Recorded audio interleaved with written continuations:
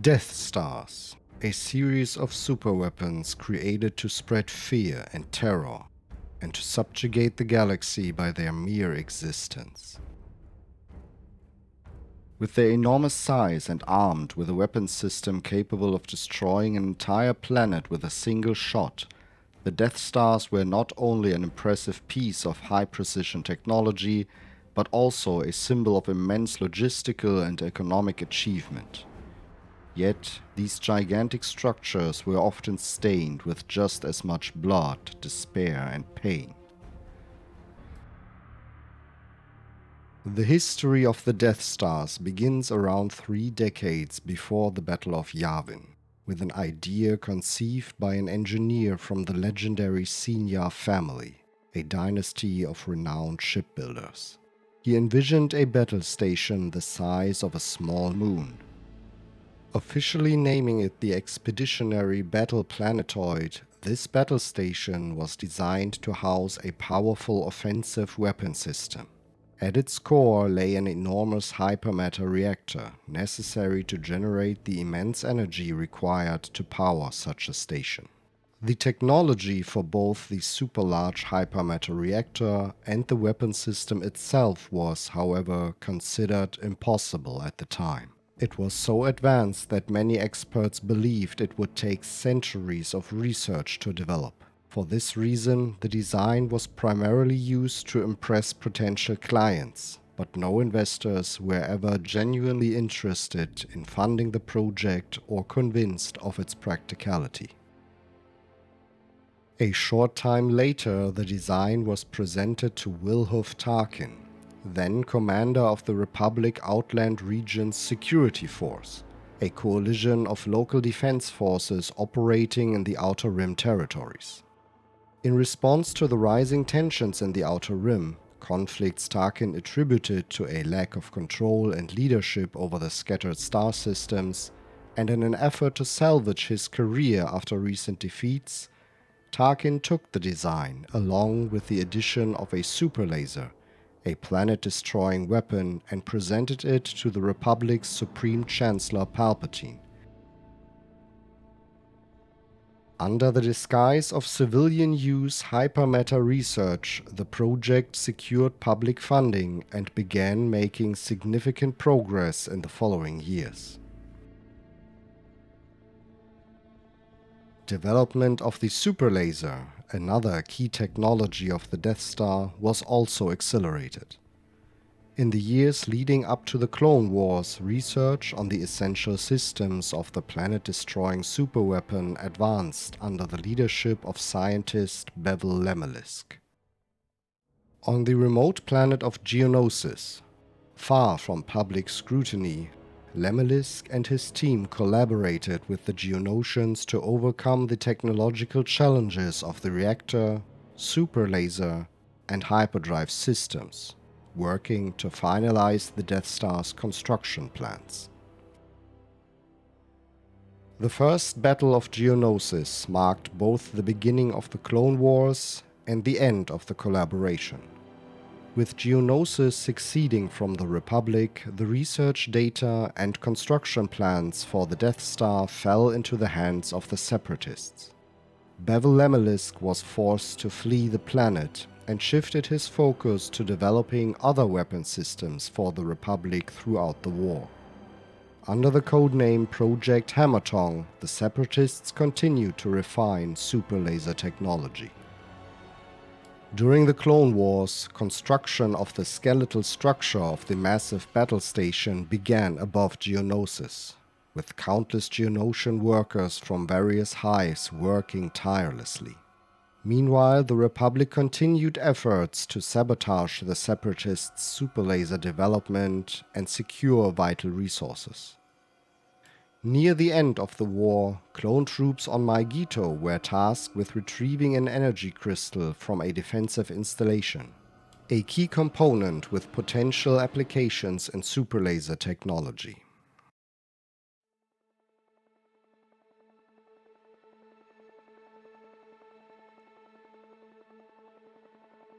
With the war's conclusion and the Republic's transformation into the Galactic Empire 19 years before the Battle of Yavin, Project Hammertongue was handed over to Imperial researchers. Now in possession of all the necessary technological plans and designs, the Empire, under Emperor Palpatine, accelerated the station's development. Construction was relocated from Geonosis to other secret locations, eventually moving to the planet Despair. The Geonosian workforce was replaced by slave laborers from various species, the majority Wookiees from Kashyyyk, as well as forced laborers drawn from Imperial prisons across the galaxy. 1 year after the end of the Clone Wars, Governor Tarkin, now a prominent military figure in the Empire, presented his concept to increase stability and security within the Galactic Empire. Known as the Tarkin Doctrine, it addressed the Empire's challenge of maintaining control over countless star systems across the vast galaxy with maximum efficiency and effectiveness. The governor deemed the build-up of a large navy inefficient, as it would lose effectiveness when scattered across the Empire's expansive regions and numerous sectors. Instead, the Tarkin Doctrine focused on the creation of oversectors, controlled through rapid communications, swift troop movement, and, most importantly, the rule of fear to keep local systems in check. The Death Star, with its planet-destroying capabilities, was proposed as a key asset in this strategy, along other superweapons of similar power. The mere knowledge of such a power, the capability of annihilating an entire planet with a single shot, would be enough to deter support for the rebellion in local systems, as the fear of the Death Star's retaliation would compel them into submission.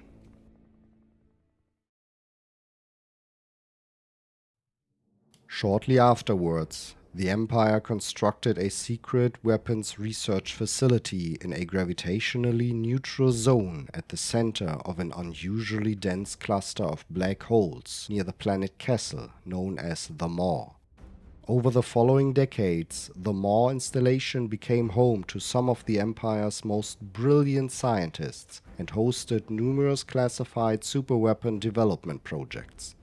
Only the highest-ranking figures in the Imperial hierarchy were aware of the Maw's existence, let alone how to navigate the treacherous gravitational maze between the black holes to reach it.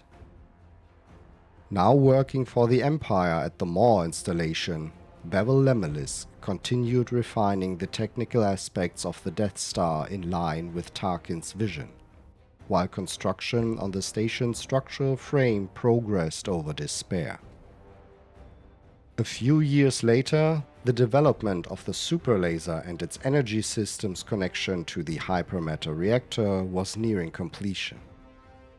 To test the weapon before its installation on the battle station, a prototype was constructed at the Maw installation, a few years ahead of the planned completion of the first full-scale Death Star. The Death Star prototype was never intended for deployment or use in battle. It consisted of a 120-kilometer-wide spherical skeletal structure and downsized versions of the essential systems needed to test the reactor's energy generation capabilities and the functionality of the superlaser weapon system. 8 high-energy laser beams were generated by precisely aligned crystal arrays and, after being focused through multiple energy fields, directed in high-frequency pulses from the depths of the structure toward the surface. Arranged in a circle around a massive ring-shaped focusing field generator, which produced an energy field strong enough to control the lasers, the beams focused on a single point several kilometers above the surface of the superlaser's dish. Here, the beams were captured for a split second to accumulate multiple pulses, building up even more energy. Directly beneath this point, in the center of the dish, lay one of the key components of the weapon. An energy field discharger capable of releasing the combined energy of all 8 beams as a single, immensely powerful burst, directed toward its target. Due to the downscaling, the prototype superlaser was not capable of firing with the full planet-destroying power of the final version that would be installed on the first Death Star. Connected to the weapon system was a complex arrangement of energy capacitors, power cells, and field amplifiers, ensuring that the enormous amounts of energy required for the superlaser and all its components were available at the moment of activation. The primary energy source was a large-scale hypermatter reactor located at the center of a pole-to-pole column composed of energy generators, power converters, and other support systems integral to the battle station's power network. Only a basic shield generator and sublight engines were installed, allowing scientists to test all systems under simulated normal energy consumption. The prototype lacked a hyperdrive, and only a small portion of the habitable structure was completed, which included a single hangar, a control room, and a few living quarters for the small crew required to operate the Death Star prototype. Thanks to the prototype, the research team was able to fine-tune the superlaser and the energy systems, and handed over the final plans to the leadership of the Death Star construction project. After decades of research and development, and nearly 20 years of construction, the first Death Star was completed in orbit around Despair shortly before the Battle of Yavin. The first Death Star, or DS-1 orbital battle station, was a colossal spherical structure with a diameter of 160 kilometers. In addition to its hypermatter reactor, energy and sublight propulsion systems, and the devastating superlaser, it was equipped with a hyperdrive and rudimentary shields. Its surface bristled with thousands of anti-aircraft cannons, torpedo launchers, and turbolaser batteries. When fully operational, the Death Star required a crew of over 300,000 personnel, alongside thousands of officers, support staff, and gunners. Living quarters, service areas, control rooms, and storage facilities, as well as recreational spaces such as shops and parks for the crew, were spread across over 1,000 levels of the massive station.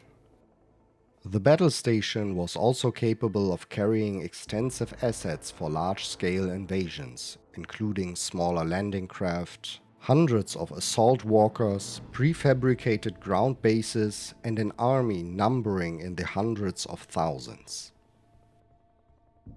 Safely housed within its equatorial trench, hundreds of hangar bays provided access for officers and service personnel, while enabling the station's thousands of TIE fighters to launch quickly in battle.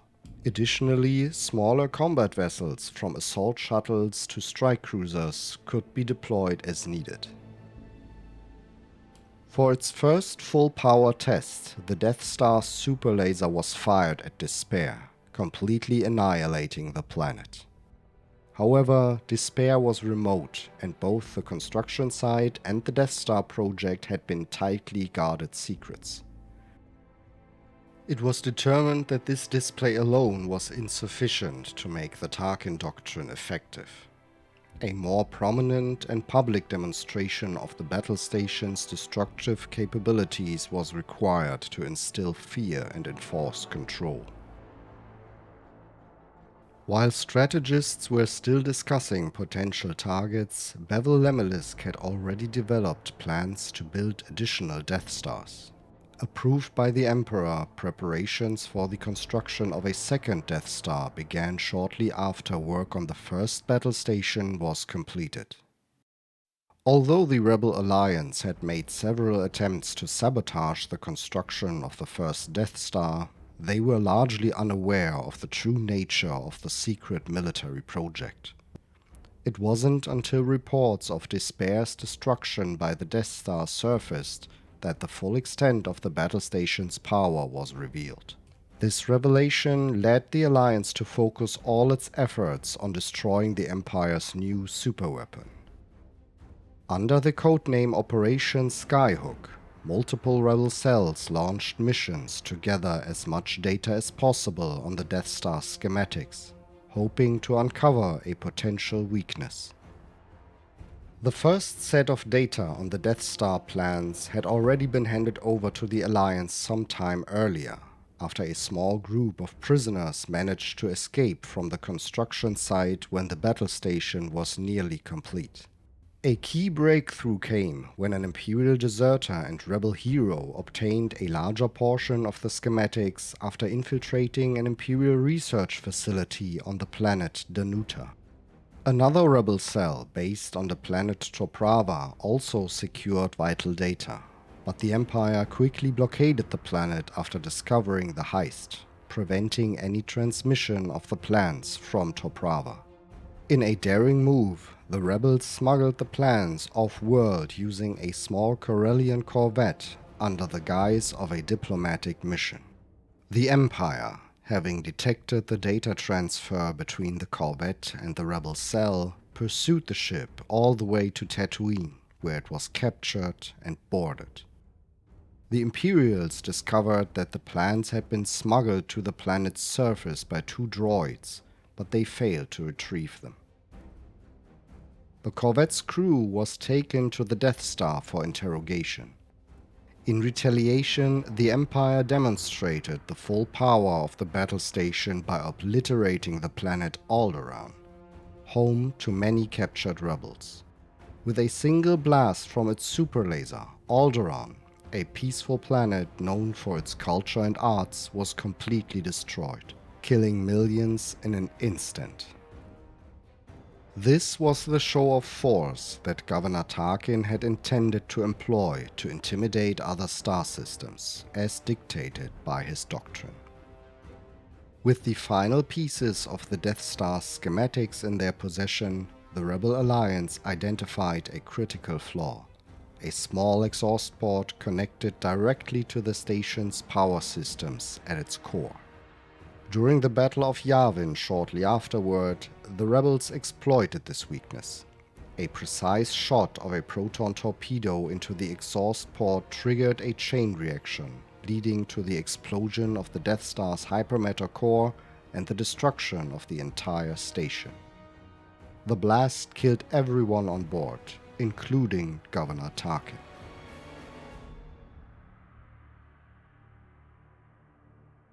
The loss of the first Death Star was a significant defeat for the Galactic Empire and the Emperor's plans. Still convinced that the concept could be successful, the Emperor ordered a complete redesign, though not before punishing the original designer, Bevel Lemelisk, for his failure. Despite this, Lemelisk was allowed to continue his work, tasked with eliminating all conceivable weaknesses and given a list of improvements. The improvements included an upgraded superlaser that could recharge more quickly and had a more advanced targeting system, enabling it to target large ships more effectively. The Emperor also intended to install smaller versions of the upgraded superweapon on large ships, making them capable of destroying animal capital ships with a single shot and, although not powerful enough to completely destroy a planet, still able to inflict severe damage, rendering it uninhabitable. While the construction of the second Death Star was already underway, Lemelisk designed a new test platform for his superlaser.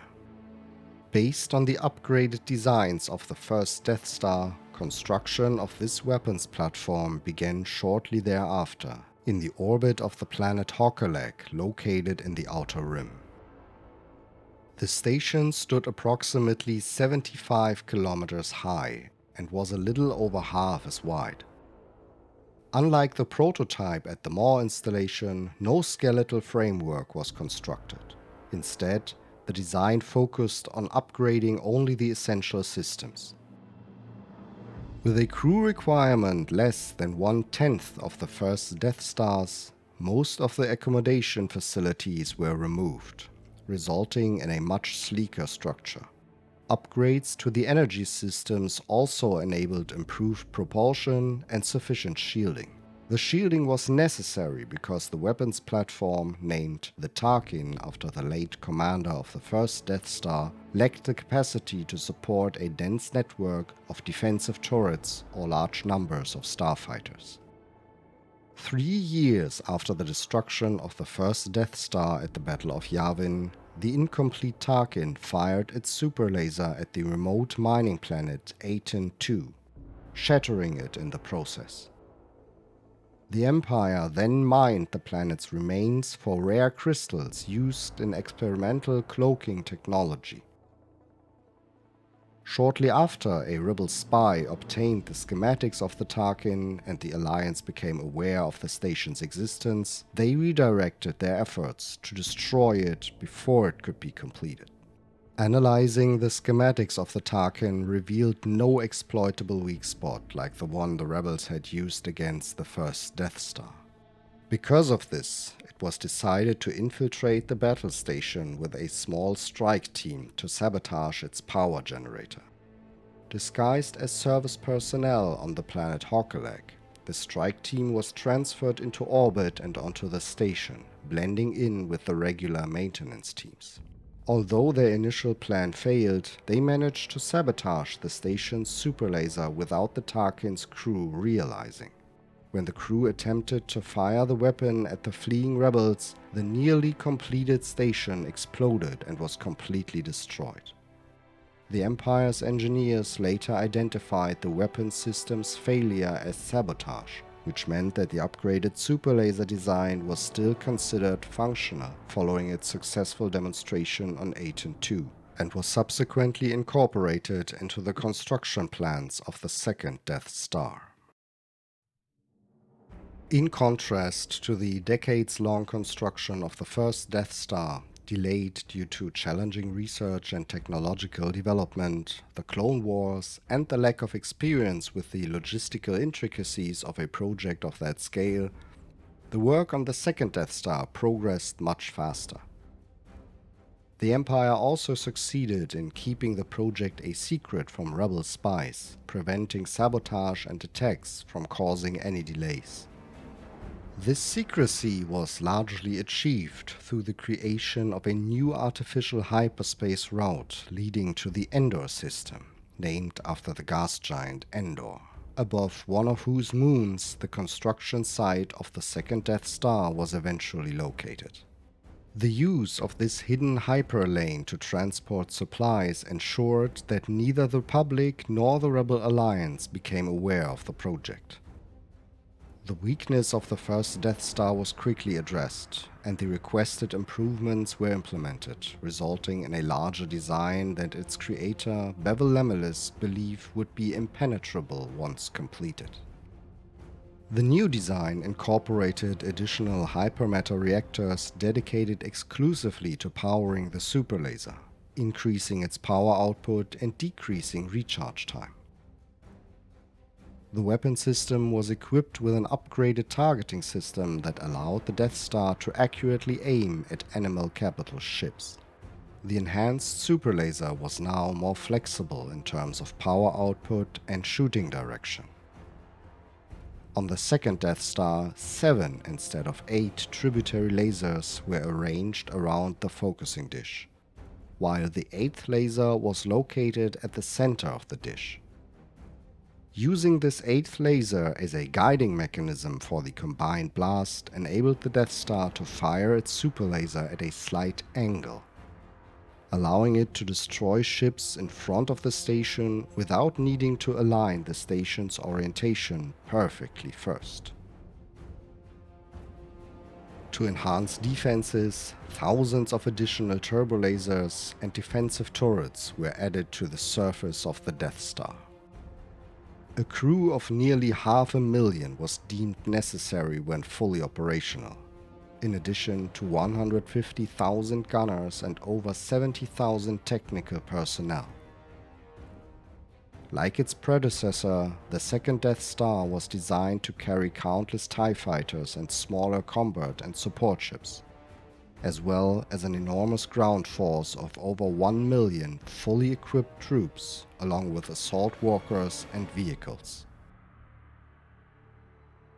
Almost 4 years after the destruction of the first Death Star, construction on a successor was making good progress.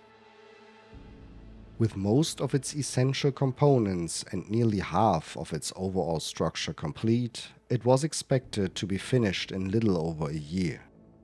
Meanwhile, the Rebel Alliance continued to gain support and, despite the recent loss of their headquarters on Hoth, was causing increasing problems for the Empire.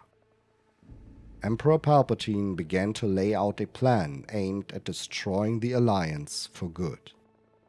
He knew that if the rebels were to learn of the existence of the still unfinished second Death Star, they would do everything in their power to destroy it before it became operational.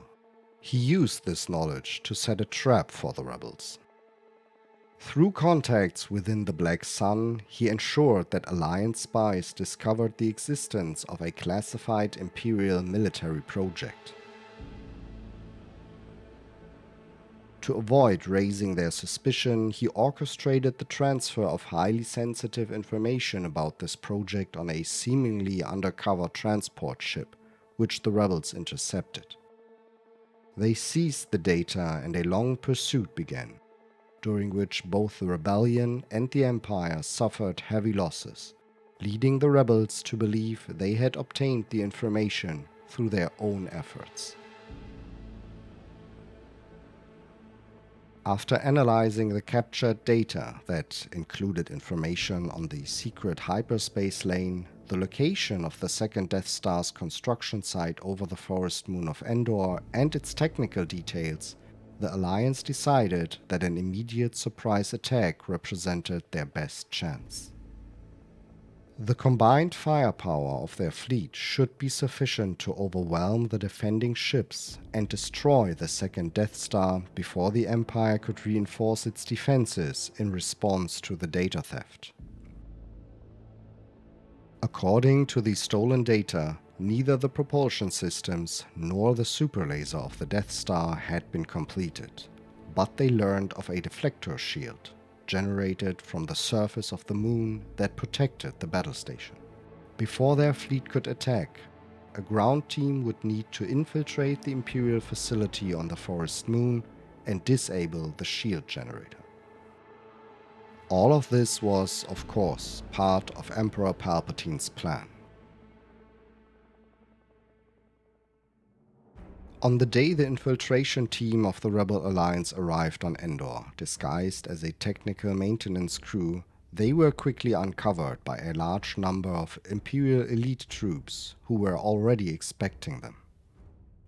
The defenses in orbit around the moon were also bolstered by an immense fleet of Imperial Star Destroyers ready to defend the Death Star, which, contrary to what the rebels believed, had a fully operational superlaser waiting for them. When the fleet arrived, the trap was activated. The second Death Star was still protected by the deflector shield and began firing its superlaser at the rebel fleet, destroying ship after ship. Unable to engage the Death Star, the rebel ships started attacking the Imperial fleet, and chaos ensued. Only after the infiltration team on the moon's surface, with support from multiple tribes of natives, managed to overwhelm the Imperial ground forces and destroy the shield generator, could a group of rebel fighters fly into the still unfinished superstructure of the now exposed Death Star and destroy its hypermatter core. The second Death Star, with Emperor Palpatine on board, exploded, and the Imperial fleet, shocked by this development, retreated.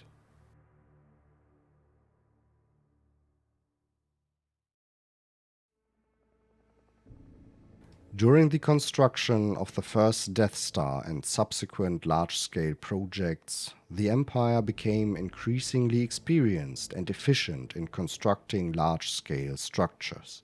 Before his death at Endor, Emperor Palpatine ordered the construction of multiple spherical space stations, intended as gifts for individuals in the highest positions of the Imperial hierarchy. These space stations were declared to be built for entirely peaceful purposes. Smaller habitation spheres were known to have been built millennia ago during the height of the Old Republic and usually orbited a planet. However, the Imperial versions, called worldcrafts, were almost the size of a Death Star and equipped with hyperdrive engines and large energy generators to power the station. The surface was modeled after terrain found on real planets, including forests, rivers, seas, and deserts, while a force field around the station retained an atmosphere. After the death of the Emperor, 2 unfinished worldcrafts were stolen from their construction sites in orbit above Coruscant. One of them was equipped with a superlaser and modified into a battle station, closely resembling the first Death Star. Although it was still a worldcraft on the inside, lacking the extensive hangar base and accommodation areas able to house millions of troops and crew, it was powerful enough to be considered a serious threat by the newly founded Alliance of Free Planets, successor to the Rebel Alliance. Dubbed the Third Death Star, the station was deliberately placed by an Imperial Remnant faction to provoke an Alliance attack and lure the already stretched thin Alliance forces away from vital shipyards. As the modified worldcraft was destroyed by Alliance forces, Imperial saboteurs stole a significant number of warships from the now inadequately defended shipyards in neighboring systems, dealing a major blow to the Alliance. Whether the superlaser of the battle station had ever been functional or was merely a ruse remained unknown, as it had never been fired. 7 years after the destruction of the second Death Star, the New Republic discovered the Maw installation, which had survived the Galactic Civil War in complete isolation. Upon learning of the Empire's defeat, the majority of the defense forces left the Maw to fight against the New Republic, leaving the facility defenseless. When New Republic forces took control of the research facility, most of the personnel used the Death Star prototype to flee to the neighboring Kessel system, where they used the prototype's superlaser to destroy the garrison moon of Kessel. Shortly thereafter, they retreated back into the Maw. It was there that the Death Star prototype met its end when, during an engagement, it came too close to a black hole and was torn apart by its overwhelming gravitational forces. 1 year later, Bevel Lemelisk was hired by the Hutt crime lord Durga, a powerful figure in the galaxy's underworld. Following Jabba's death, Durga had significantly expanded his influence and power. He was also an admirer of the great Hutt conquerors of the past and sought to emulate their glory and dominance over the galaxy.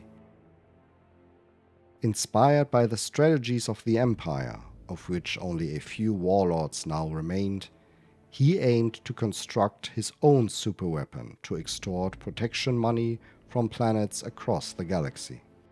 After acquiring the original plans of the first Death Star, Durga tasked Lemelisk with the construction of a new, although stripped-down version. Lemelisk removed all unnecessary accommodations from the design, leaving only a few levels to house the Hutt's entourage and important guests.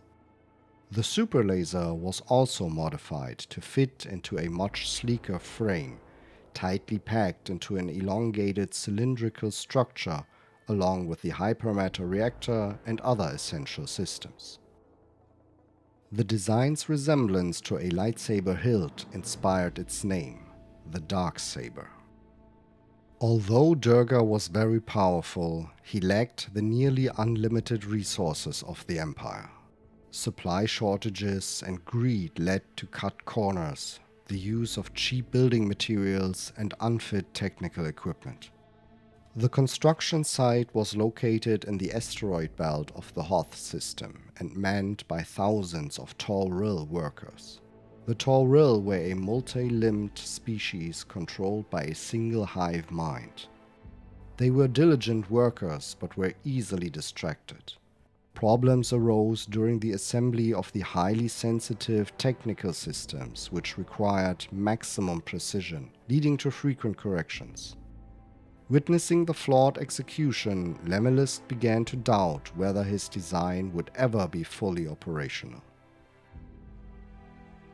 Just as the Darksaber's construction was completed, the New Republic learned of the project and dispatched an infiltration team to sabotage the weapon. Although the mission failed, causing only minor damage to the superweapon, the infiltration team managed to send a distress signal to the New Republic. As the Darksaber powered up its engines to leave the Hoth asteroid field, a Republic fleet arrived and attacked.